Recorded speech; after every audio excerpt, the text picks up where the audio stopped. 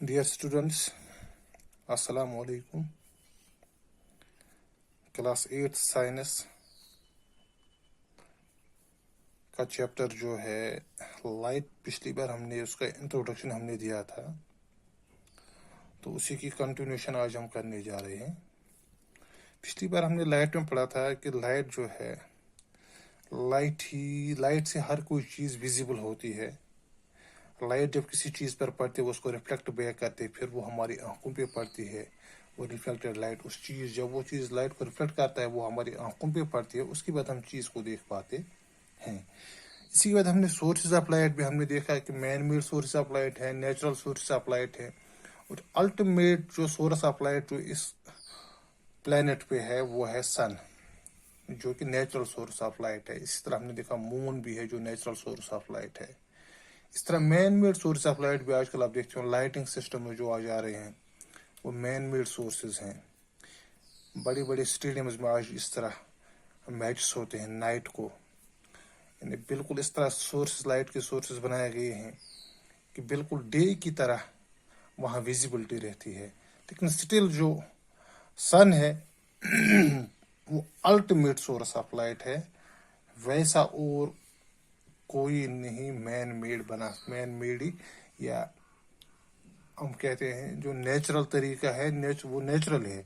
लेकिन man made जो है, जो भी सोर्सेज है, सन के जैसा कोई दूसरा मुमकिन ही नहीं है। तो उसके बाद हमने कहा था जो लाइट, जो रिफ्लेक्शन हमने पढ़ा था, रिफ्लेक्शन ऑफ लाइट। अगर एक मिसाल, लाइट जब किसी चीज पे पड़ती है वो चीजें दो किस्म की होती हैं। या तो वो लाइट को पूरी तरह से रिफ्लेक्ट करेंगे या लाइट को एब्जॉर्ब करेंगे, या तीसरी एक और कंडीशन है कि कुछ हिस्सा लाइट का एब्जॉर्ब होगा, कुछ रिफ्लेक्ट होगा। अगर हम पॉलिश्ड एक सरफेस देखेंगे, जैसे मिरर होता है, उस पे जब लाइट पड़ती है तो जो लाइट, जैसा कि आप इस वक्त वीडियो में देख पा रहे हो, अगर किसी पे मिसाल इंसिडेंट रे वो रे हो गई, वो लाइट की वो किरण हो गई जो किसी सोर्स से निकल के ये जो पीछे ये एक सरफेस बनाई गई है, सपोज ये मिरर है, इस पे जब ये पड़ती है ये इंसिडेंट रे, तो यहाँ से ये रिफ्लेक्ट हो जाती है, जिसे हम रिफ्लेक्टेड रे भी कहते हैं। तो जिस डायरेक्शन में इंसिडेंट रे आती है उसी डायरेक्शन में ये रिफ्लेक्ट भी होती है, और इसे इंसिडेंट रे कहते हैं और इसे रिफ्लेक्टेड रे कहते हैं।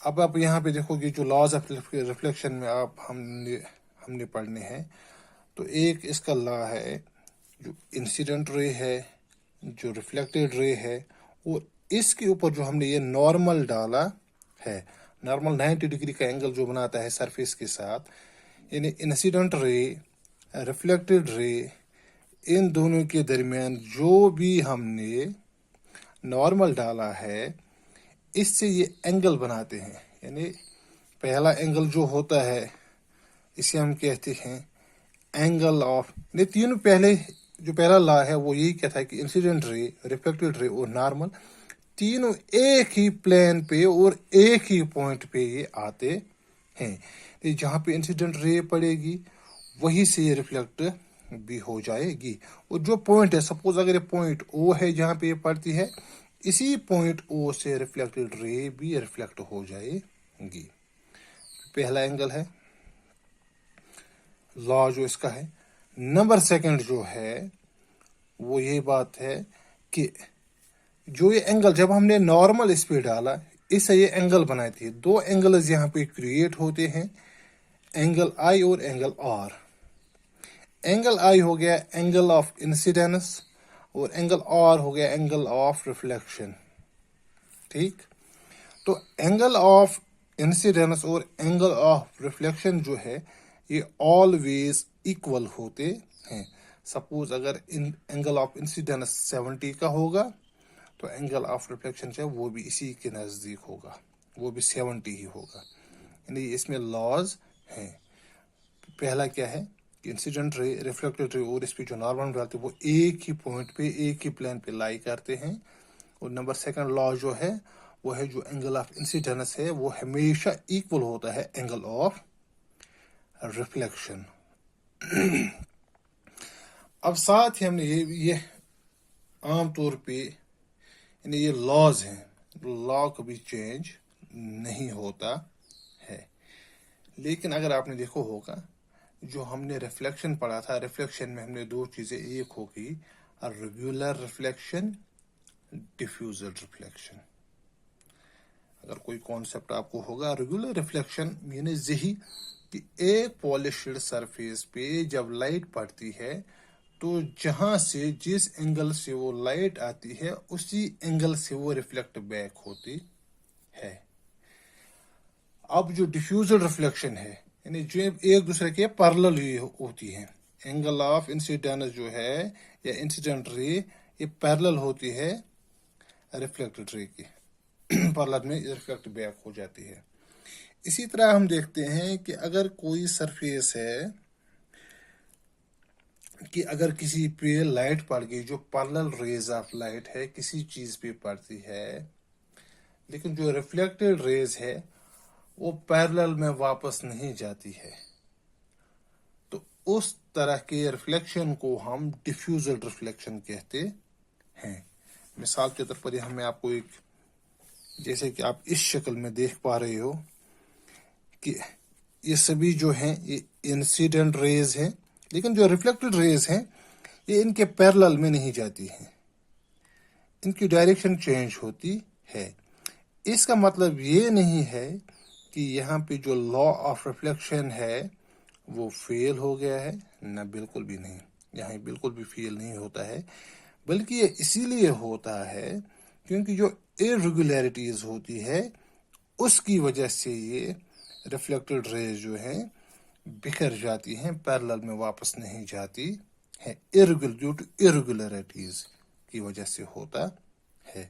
تو یہ بات آپ کو یاد رکھنی ہے یہاں پہ، ریگولر ریفلیکشن اور ڈیفیوزل ریفلیکشن میں فرق کیا ہے.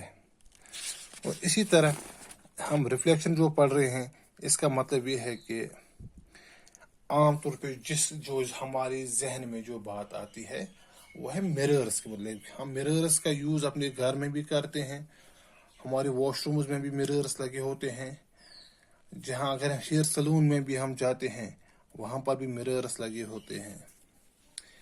لیکن ایک خاص بات جو آپ کو یاد رکھنی ہے کہ جب بھی ہم مرر کے سامنے کھڑے ہو جاتے ہیں، اگر ہم اپنا رائٹ ہینڈ اپ کریں گے تو مرر میں ہمیں وہ لیفٹ لگتا ہے، یعنی یہ ایک پراپرٹیز مرر کی ہوتی ہے، تو اسے ہم لیٹرل انورجن کہتے ہیں. یہ بھی آپ کو یاد رکھنا ہے. اصل میں وہ اگر ہم اس ڈائریکشن میں مرر کے ڈائریکشن میں خود کھڑے ہو جائیں گے تو بالکل وہ ہمارا رائٹ ہی ہے، لیکن جس اینگل سے ہم دیکھ پاتے ہیں مرر میں وہ ہمیں لیفٹ لگتا ہے. شاید آپ کو یاد ہوگا کہ جیسے ہم اپنے دایاں ہاتھ اٹھاتے ہیں مرر میں سے ہمیں بائیں ہاتھ لگتا ہے کہ ہمارا بائیں ہاتھ اپ ہو گیا ہے. اس پراپرٹی کو ہمیں یاد رکھنا ہے کہ اسے لیٹرل انورجن کہتے ہیں. اس کے بعد اگر آپ نے اور بھی دیکھا ہوگا کہ جب ہم ہیئر سلونز میں جاتے ہیں وہاں پہ ہماری کٹنگ ہوتی ہے تو وہاں ایک مرر لگا ہوتا ہے جس میں ہم اپنے فرنٹ سائڈ، جو ہم مرر کی طرف ہمارا سائڈ ہوتا ہے، اپنے چہرے کو اچھی طرح سے دیکھ پاتے ہیں. تو کبھی بھی مرر کے سامنے کھڑے ہو جائیے تو ہم اپنے چہرے، جو ہمارا فرنٹ پارٹ جو مرر کی طرف ہے وہ ہم اچھی طرح سے دیکھ پاتے ہیں. لیکن ایک کمی وہاں پہ رہتی ہے، اگر آپ نے دیکھا ہوگا کہ کبھی بھی مرر میں ہم اپنے پیچھے والا سائڈ جو ہے ہمارے سر کا جو بھی ہے اس کو ہم دیکھ نہیں پاتے ہیں. لیکن جب ہم کسی ہیئر سلون میں جاتے ہیں تو وہاں پہ انہوں نے ایک مرر ایسے ایڈجسٹ کیا ہوتا ہے کہ ہم بار بار اپنا سر کٹنگ کے دوران اٹھاتے ہیں اور اس میں سے دیکھتے ہیں کہ میرے بال پیچھے سے کیسے ہو گئے، یا کبھی ہاتھ میں بھی لے کے وہ مرر ہمارے پیچھے رکھتے ہیں جس سے ہم آگے اس کو دیکھ پاتے ہیں. اصل میں یہ کیسی پروسیس ہے، یہ بھی بہت ہی آسان ہے. یعنی یہ ایک فینومینا لا یہ بھی ہے کہ جو ریفلیکٹڈ لائٹ جو ہوتی ہے، جب ایک हमने एक लाइट सोर्स हमने लाया, सपोज एक टॉर्च है, इसको हमने मिरर पे डाला और ये लाइट रिफ्लेक्ट हो जाएगी। इस लाइट को हम फिर से भी रिफ्लेक्ट कर सकते हैं। जो लाइट रिफ्लेक्ट होती है, एक और मिरर डाल के इस लाइट को हम फिर से रिफ्लेक्ट करते हैं। वैसे ही उसमें भी होता है, शीशे में भी। अब शीशे में से जो लाइट रिफ्लेक्ट होती है, उस लाइट को हम फिर से, यानी जो लाइट इस मिरर पे आगे पड़ती है वो रिफ्लेक्ट होके आती है, तो हम अपने फ्रंट को देख पाते हैं। अब उसी लाइट से, जो वहां से जो लाइट रिफ्लेक्ट होती है, उसको हम फिर से अपने एक मिरर लगा के उस लाइट को हम फिर से रिफ्लेक्ट करते हैं। शायद आपको याद होगा कि मैंने कहा था, जब किसी चीज पे लाइट पड़ती है, किसी चीज पे, वो उसे रिफ्लेक्ट करती है। रिफ्लेक्ट करने के बाद वो लाइट जब हमारी आंखों तक पहुंचती है, फिर हम उस चीज को देख पाते हैं। तो यहाँ जब शीशे पर जो लाइट पड़ती है, वो लाइट जो है रिफ्लेक्ट होके हमारी आंखों पे पड़ती है, तो हम अपने आप को देख पाते हैं।